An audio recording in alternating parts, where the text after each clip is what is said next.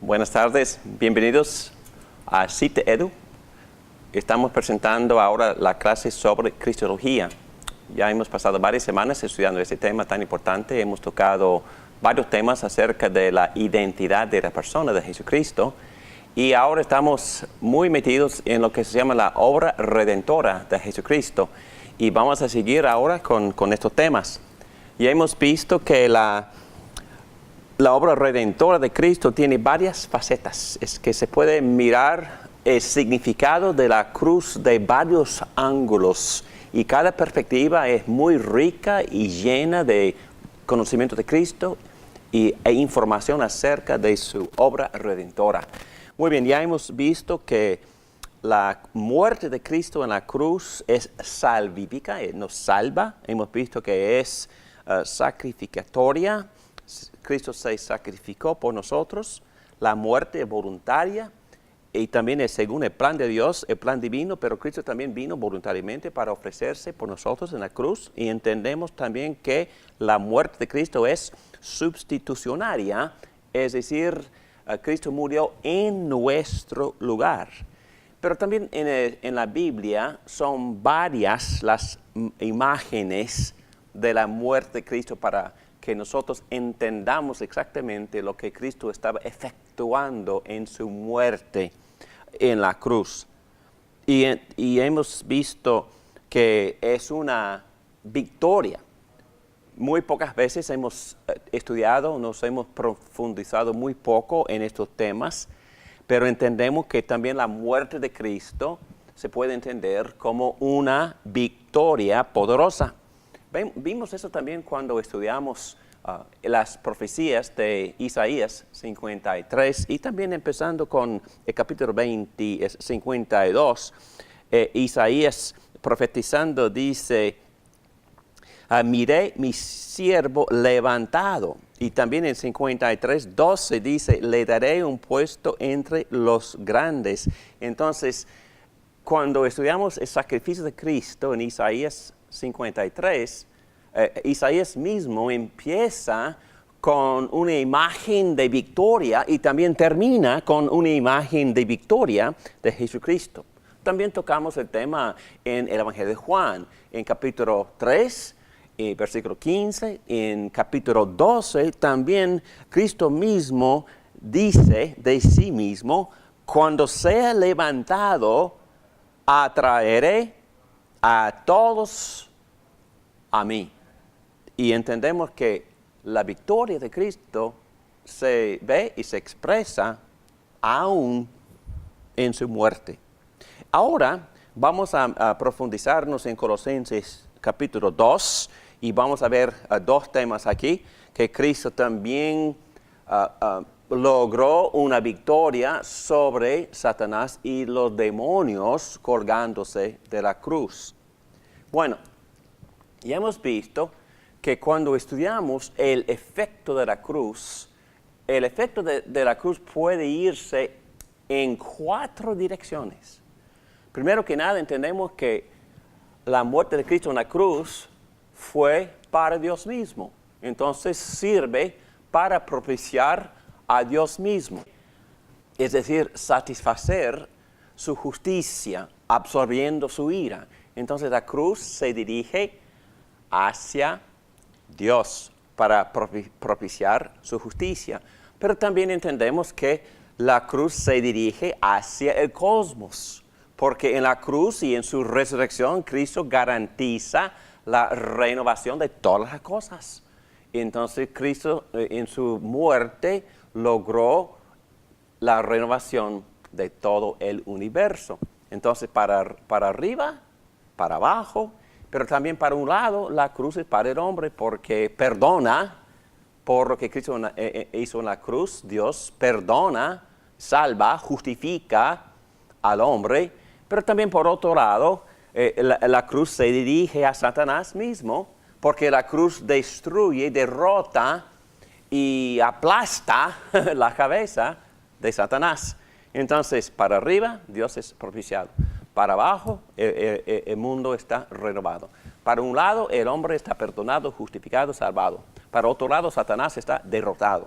Muy bien, vamos a leer esta porción que se encuentra en capítulo 2 del libro de los Colosenses, en versículo 6, donde el apóstol Pablo dice: por eso, de la manera que recibieron a Cristo Jesús como Señor, vivan ahora en Él, arraigados y edificados en Él, confirmados en la fe como se les enseñó y llenos de gratitud. Cuídense de que nadie los cautive con la vana y engañosa filosofía que sigue tradiciones humanas, la que va de acuerdo con los principios de este mundo y no conforme a Cristo. Toda la plenitud de la divinidad habita en forma corporal en Cristo. Y en Él, que es la cabeza de todo poder y autoridad, ustedes han recibido esa plenitud. Además, en Él fueron circuncidados, no por mano humana, sino con la circuncisión que consiste en despojarse del cuerpo pecaminoso. Esta circuncisión la efectuó Cristo. Ustedes la recibieron al ser sepultados con Él en el bautismo. En Él también fueron resucitados mediante la fe en el poder de Dios, quien los resucitó de entre los muertos. Antes de recibir esa circuncisión, ustedes estaban muertos en sus pecados. Sin embargo, Dios nos dio vida en unión con Cristo al perdonarnos todos los pecados y anular la deuda que teníamos pendiente por los requisitos de la ley. Él anuló esa deuda que nos era adversa, clavándola en la cruz, y así desarmó a los poderes y a las potestades, y por medio de Cristo los humilló en público al exhibirlos en su desfile triunfal. Bueno, esta frase es muy importante, desfile triunfal. En otras palabras, vemos a Satanás expuesto, es decir, burlado en una procesión triunfal.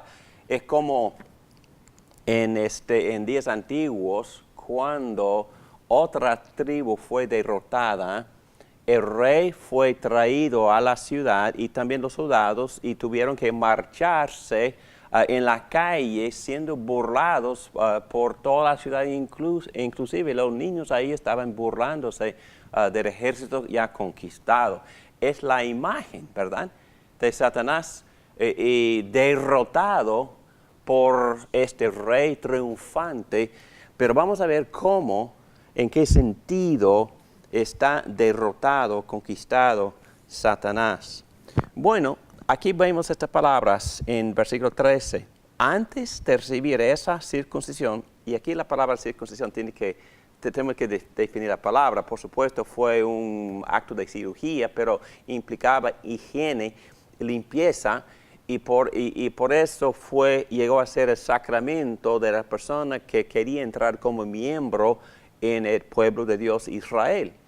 El hombre tuvo que ser circuncidado, es decir, en nuestros términos, bautizado, porque la circuncisión también es un acto de higiene, y por eso la limpieza de Cristo en la cruz también se llama circuncisión, es decir, limpieza, santificación, es la forma en que tenemos que entender esta palabra. Pero dice así: antes de recibir esa circuncisión, es decir, esa santificación, esa limpieza, ese lavamiento de parte de Cristo, quien murió en la cruz para limpiarnos, ustedes estaban, ¿cómo?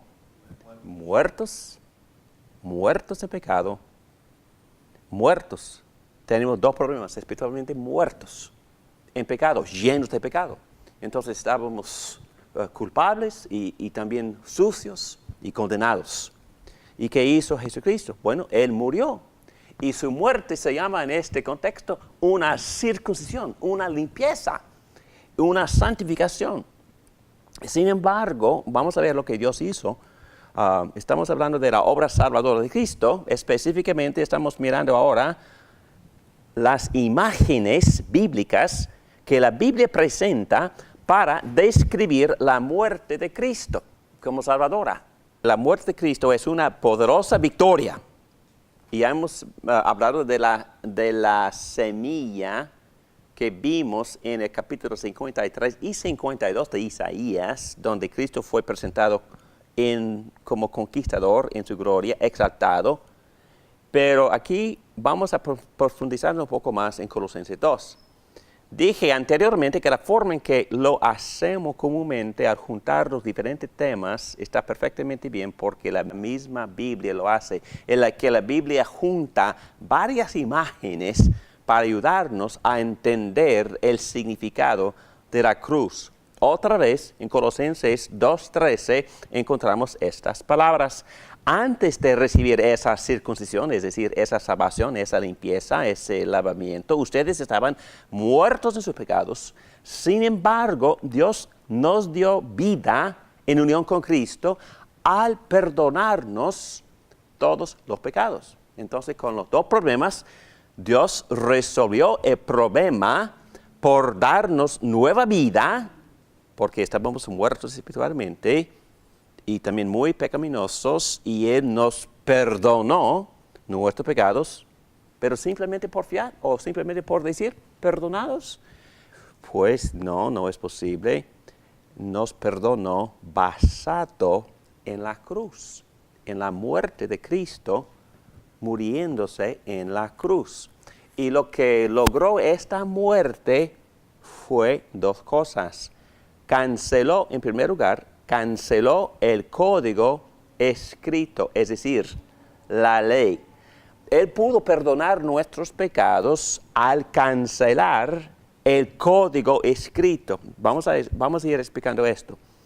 Es decir, son una variedad de términos acá y varias versiones, traducciones de la Biblia lo expresan de forma diferente, pero vamos a ver. Vemos que aquí Pablo habla de una deuda que nos era adversa. También habla de que él quería anular la deuda que tenemos pendiente por los requisitos de la ley. Entendemos que estos términos, código escrito, es una fianza. Habla de un documento de deuda, es algo formal que viene del mundo financiero, es una ordenanza escrita en contra. Es decir, que vamos a suponer que no había usted pagado una deuda, quizás le debe a una compañía por el auto que usted está comprando con tiempo, y llega a la casa un documento de deuda diciendo que usted está atrasado en sus pagos, por favor. Entonces, exactamente lo mismo, estamos muy atrasados en nuestros pagos. ¿Basado en qué? Basado en la deficiencia nuestra en obedecer las leyes de Dios. En otras palabras, las leyes de Dios que son buenas, que son espirituales, que son santas, que revelan el carácter santo de Dios, entonces es algo buenísimo, pero Satanás convierte esta ley buena en un ataque, en algo que él usa para acusarnos y para ponernos en deuda porque no hemos obedecido las leyes de Dios así como le debemos a Dios. ¿Qué es lo que le debemos a Dios? La vida. ¿La vida? ¿Qué más? La vida, la santidad de Dios. La santidad es que como seres humanos, como criaturas, súbditos, le debemos obediencia perfecta. ¿Y quién la paga? Jesucristo. Solo Jesucristo, pero nosotros no. Y por eso estamos en deuda. Estamos en bancarrota. Porque en verdad no hemos pagado ni un centavo. Porque hemos quebrado todos los 10 mandamientos. Yo sí. Porque Cristo Jesús enseñó de que nosotros quebramos los mandamientos por pensar, por actuar, por meditar, por codiciar, por pensar. Entonces, el pecado nace en el corazón, nace en nuestros pensamientos, nace en la codicia, en los deseos. Y nosotros nunca hemos deseado a Dios como la prioridad número uno en nuestras vidas completamente. Entonces estamos en deuda. Y por eso la ley se usa para exponernos, para que nosotros entendamos que, bueno, somos culpables, que estamos en deuda. Y eso es un gran problema. Pero ¿qué pasa? El texto dice que Dios cancela la deuda. ¿Cancela la deuda? Es muy interesante que hay varias palabras que se traducen perdón en el Nuevo Testamento, y una de las palabras es cancelar la deuda. Cuando Dios me perdona, me cancela la deuda que le debo. Interesante. ¿Cómo que Dios me puede cancelar la deuda que le debo? Le debo perfecta obediencia y no se la pago. Pero Dios cancela mi deuda y me pone en libertad. ¿Cómo? Bueno, lo hace por la muerte de Cristo. Habiendo cancelado el documento de deuda que consistía en decretos contra nosotros, que nos era adverso. Bueno, Martín Lutero, hablando de este tema, siempre a él le gustan los términos más severos. Él usa la palabra enemigo. Dice que la ley de Dios se convierte en nuestro enemigo. ¿Por qué? Porque Satanás la usa para acusarnos, para condenarnos, no es más, para matarnos. Morimos por no obedecer. Si no obedecemos la ley de Dios, el resultado, la consecuencia, castigo es la muerte. Entonces, la ley llega a ser enemigo. La ley que es santa, justa, buena, espiritual en sí misma, pero cuando toma contacto con nosotros, nos mata. De esa manera llega a ser nuestro enemigo, dice Martín Lutero. Dice, por lo tanto, Dios canceló la ley. Bueno, Dios hizo algo ilegal. ¿Cómo pudo anular el código escrito? Bueno, primero hay que entender que aquí la ley de Dios se presenta como una fianza en contra de nosotros. Representa nuestro propio documento de deuda con Él. Es como si escucháramos los 10 mandamientos y firmáramos nuestro nombre al final y dijéramos, sí, Señor, lo haremos. Te prometemos que vamos a obedecer sus leyes, tal como lo hizo Israel. Pero una vez firmamos, cuando la ley, la norma de Dios para la vida, nos condena, llega a ser y se convierte en una fianza en contra de nosotros porque nos hace ver cuánto hemos fallado. Nos descubre ante Dios. Nuestra culpa queda registrada por la ley. Aquí está la ley de Dios, que llega a ser el documento de nuestra deuda a Él. Nos convertimos en deudores. Debemos lo que no podemos pagar. Dios canceló ese código escrito, lo borró. Ese es un lenguaje de contabilidad. ¿Dios simplemente puede hacer eso? No. Él lo hace basado en la muerte. Dios borró el documento de nuestra deuda, que consiste de los 10 mandamientos, los cuales habíamos aceptado, se puede decir, al poner nuestra firma. ¿Cómo entonces borró el documento de nuestra deuda? Lo hizo al quitarlo. Lo sacó de nuestra vista al clavarlo en la cruz de su Hijo. ¡Qué imagen más vívida de Cristo tomando la pena por nosotros, por nuestros pecados! La ley de Dios, representando nuestra deuda que no podemos pagar, tomándola y clavándola en la cruz de Cristo. Y así Cristo pagó la deuda. Bueno, es aún más. Nosotros entendemos que le debemos a Dios una obediencia perfecta. Y sabemos que Cristo también vino para hacer eso por nosotros. Cristo es el único justo. Cuando estaba hablando con el joven rico, él dijo que solo Dios es bueno. Y Cristo estaba en otras palabras diciendo que Él también es Dios. Pero solo Cristo, ningún ser humano ha obedecido. Todos hemos pecado y todos estamos destituidos de la gloria de Dios. Romanos 3 dice que nadie ni busca a Dios. Ningún ser humano ha obedecido, pero Cristo sí obedeció. Y vamos a ver al ratito que Cristo también obedeció como nuestro representante. Él obedeció en mi lugar. Y por eso cuando yo creo en Cristo, su obediencia se me transfiere a mí. Su perfección, su santidad se me transfiere a mí.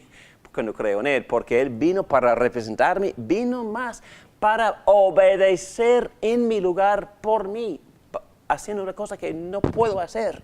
Entonces Cristo hizo dos cosas. Obedeció por mí, pero también sufrió la pena de muerte por mi desobediencia. Porque mi desobediencia merece la muerte. Pero gracias a Dios, y por eso el Evangelio son buenas nuevas. Cristo vino ofreciéndose en sacrificio, recibiendo la pena de muerte que yo merezco por estar en deuda con Dios, por no obedecer sus leyes. Y así Dios puede clavar mi deuda en la cruz. Y Cristo sufrió la pena de muerte por mi deuda. Y cancela la deuda en cuanto a mí. Qué bueno, ¿no? Qué felicidad, qué bueno, qué gracia, qué maravilla. Que Dios, por su gracia, estuviera dispuesto a sacrificar a su Hijo, a sacrificarse a sí mismo, en otras palabras, para poder pagar nuestra deuda y así cancelarla en cuanto a nosotros y darnos la misma justicia y rectitud de nuestro representante Jesucristo, que murió sustituyéndose por nosotros. Una imagen bastante hermosa, ¿verdad? ¿Preguntas?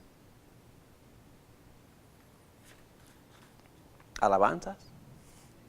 Entonces, la ley que es buena me mató. Recuerda que Pablo dijo que cuando él se dio cuenta de la ley de Dios, él se murió. Y hay un texto muy interesante en el libro de Romanos, capítulo 7, que dice, más bien el pecado, lo que, valiéndose de lo bueno, hablando de la ley es buena, perfecta, santa, espiritual, me produjo la muerte. Ocurrió así para que el pecado sea manifestara claramente, o sea, para que mediante el mandamiento se demostrara lo extremadamente malo que es el pecado. En otras palabras, el pecado, y en este caso de Colosenses, Satanás, se aprovechó de la ley. La ley que es buena, que refleja la santidad de Dios y que para mí es el estandarte, para mí la santidad se usa para hacer dos cosas, se usa para tentarme y también se usa para exponerme, se usa para hacerme saber que soy pecador y en ese sentido se usa para condenarme.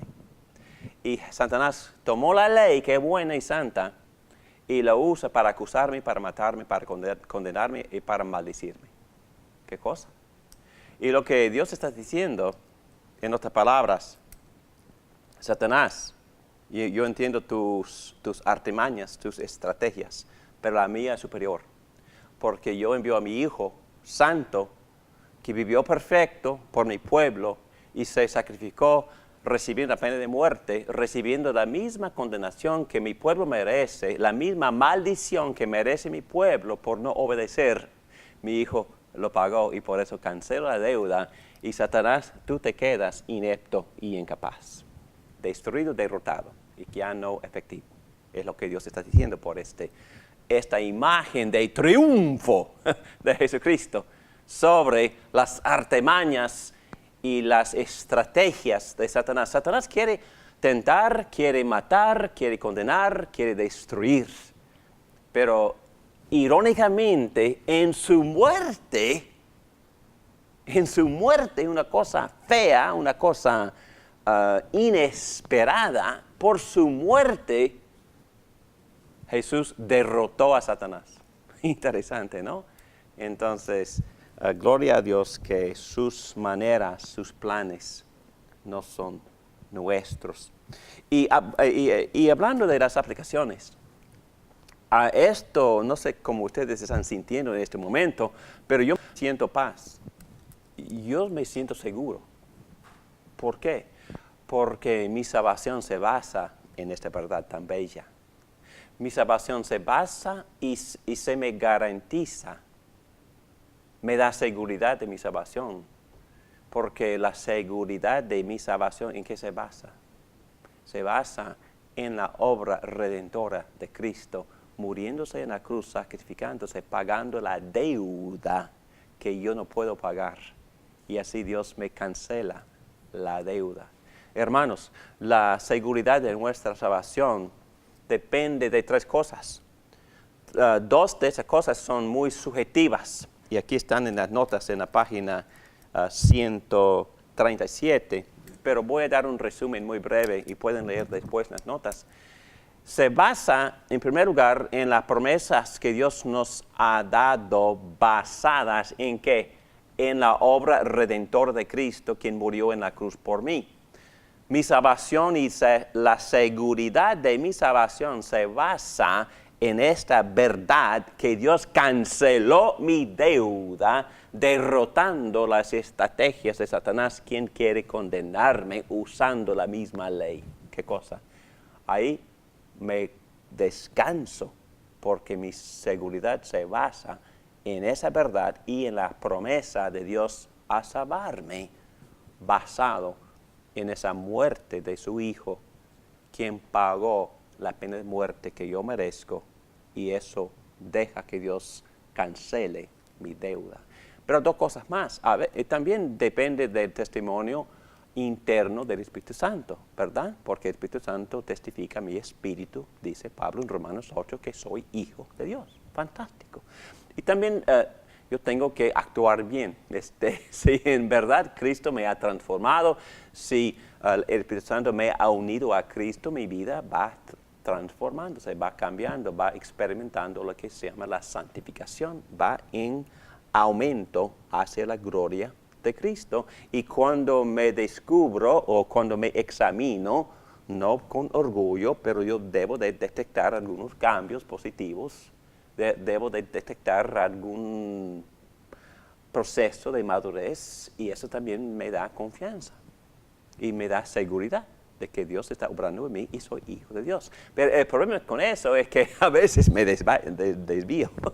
El problema de eso es que yo peco y tengo que confesar de nuevo y tener mi conciencia tan frágil restaurada por la gracia de nuevo. Entonces es una buena evidencia la vida transformada, pero es frágil y no tan constante.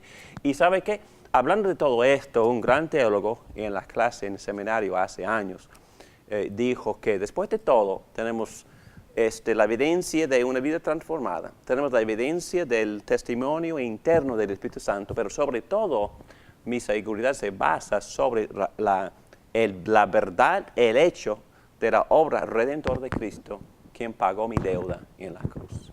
Entonces, cuando no me sirve la evidencia subjetiva, testimonio del Espíritu Santo, por mi estado emocional, y cuando no me sirve en mi vida, porque en ese momento pequé y me siento terrible, entonces, ¿a dónde voy? A la promesa, a la cruz. Regreso a la obra redentora, y por contemplar la belleza, lo maravilloso de la cruz y de Cristo pagando mi sentencia de muerte en la cruz, entendiendo que así Dios declaró mi deuda cancelada, se me restaura la seguridad de mi salvación, y eso también me motiva a vivir para Cristo, y también me hace sentir de nuevo el testimonio interno del Espíritu Santo.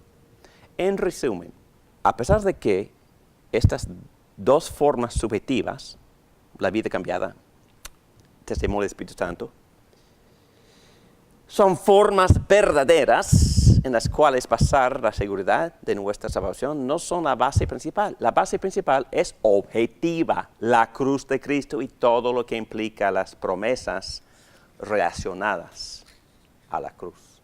¿Preguntas? Porque estas verdades tienen aplicaciones bastante formidables.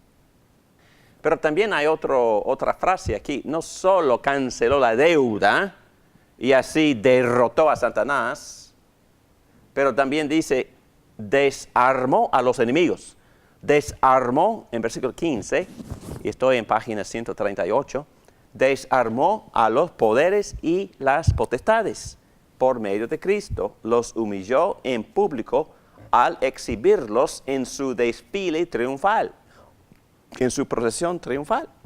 Bueno, ya hemos hablado de que esta es una gran metáfora y no les gusta pensar en estos términos hoy en día, pero eso es muy brusco, muy, en un sentido muy primitivo, muy abusador.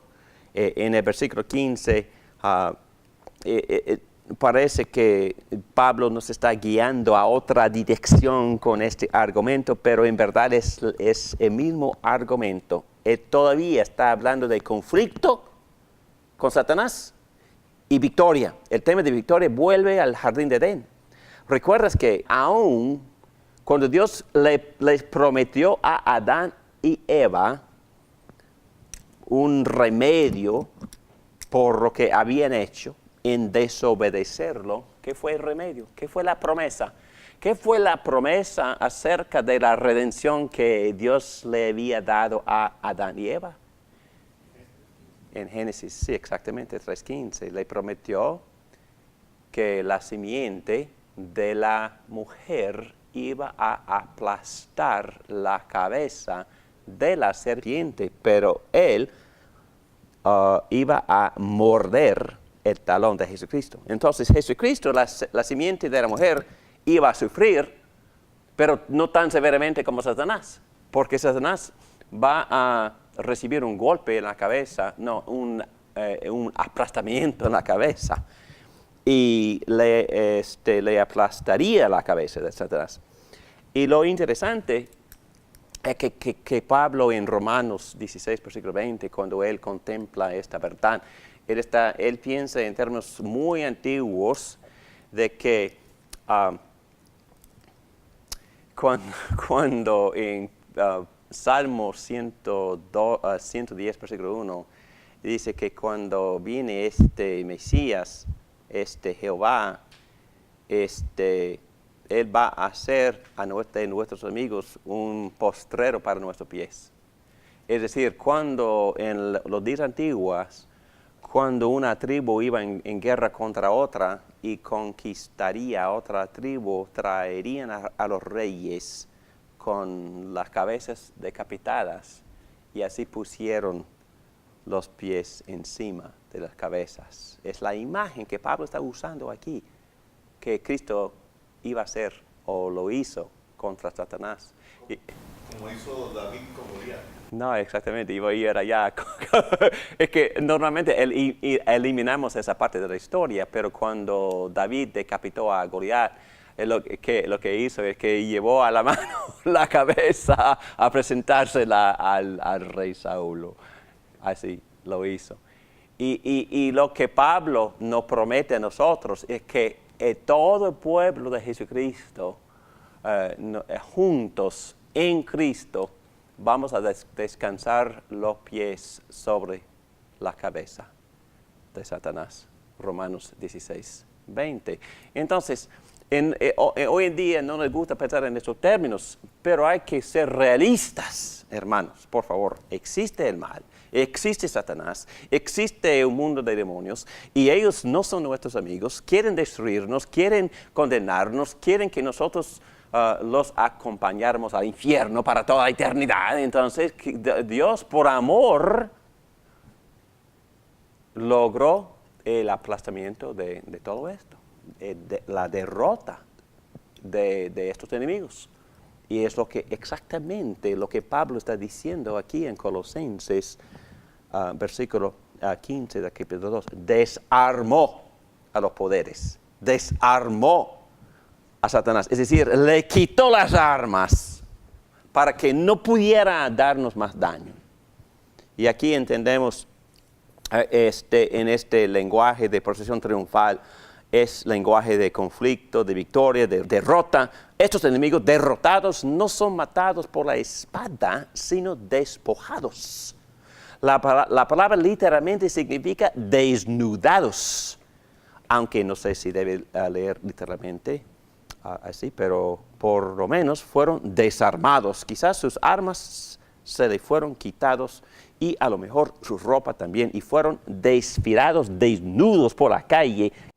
Qué terrible indignidad en el mundo antiguo de guerreros. Llegarían a ser el objeto de burla hasta de los niños. O sea, estarían en exhibición.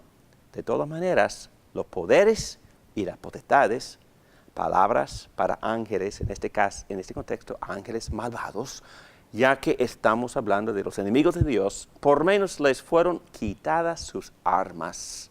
Cristo los desarmó. Seguimos. Y no solo eso, también hizo de ellos un espectáculo público. Ese lenguaje me lleva a la conclusión de que Dios les está quitando la ropa y las armas.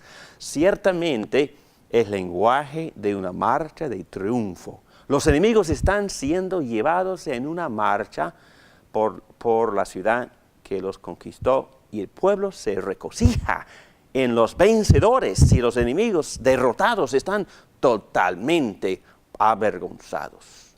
Cristo está triunfando sobre ellos por medio de la cruz. Por lo tanto, la cruz tiene una doble función en el pasaje. Uno, es donde se clava nuestra deuda. Ya hemos visto esto. Y Dios le escribe encima, pagado por completo. Él borra el código escrito que nos fue en contra. ¿Significa esto que no tenemos ninguna obligación de obedecer los 10 mandamientos en nuestras vidas diarias? Por supuesto que no, pero significa que los 10 mandamientos ya no son ninguna amenaza. Con los términos de Calvino, el rigor de la ley se deja a un lado. No nos puede lastimar. Los relámpagos de la maldición de la ley ya no pueden tocarnos porque han golpeado al Hijo de Dios en vez de golpearnos a nosotros. ¿Quién nos amó y se entregó por nosotros? No solamente eso, sino que su cruz fue una poderosa conquista de nuestros enemigos. Y tal como los ejércitos romanos desfilaban sus enemigos derrotados por la ciudad, se puede decir que el Hijo de Dios hace lo mismo. Muy bien, para concluir esta parte, este teólogo Bruce combina los dos conceptos, la cancelación de la deuda y también el despojo de Satanás y los demonios. Y para mí eso hace tiene buen sentido. Porque lo que Dios está diciendo a Satanás, como ya dije, Satanás, tú querías arruinar a mi pueblo por acusarles basado en mi propia ley santa y buena. Pero ¿sabe qué, Satanás? Mi hijo ya obedeció por ellos y fue sacrificado por ellos. Y así yo puedo cancelar la deuda. Satanás, derrotado eres, ya inefectivo eres, porque tus planes ya no funcionan, porque yo ya te conquisté por la muerte de mi hijo. Y Satanás, te quedas desnudo, sin armas. Ya no puedes hacerle daño a mi pueblo. Y así combinó las dos ideas en este contexto de cancelar la deuda y también despojar por completo, quitándole las armas a Satanás para que ya no pueda mantener control y ni dominio sobre nosotros, y menos la condenación, porque en Cristo Jesús, los que están en Cristo Jesús, para ellos ya no queda ninguna condenación, porque Cristo, por su muerte, permitió que Dios cancelara la deuda. Amén.